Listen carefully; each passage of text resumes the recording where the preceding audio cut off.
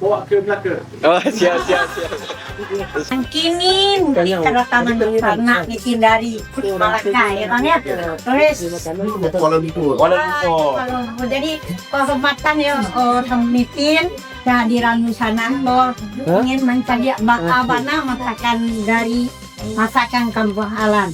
Jadi memangnya abang-abang dari mana pohonnya? Ada Kawan.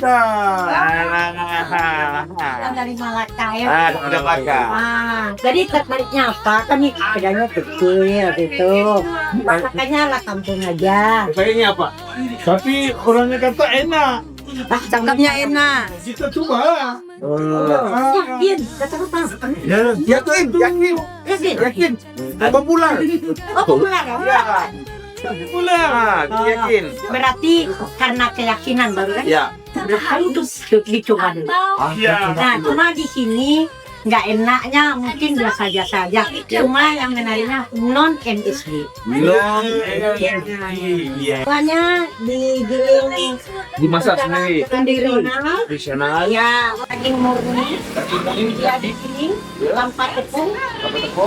Namanya kantang karani. Oh, ini. Ya, Oh, dibuat sendiri ya? iya. Beli bukan meatball ya, bukan? Oh, diolah sendiri. Sebenarnya cukup rasanya. Dan ada juga menu-menu yang jarang kita jumpa lah.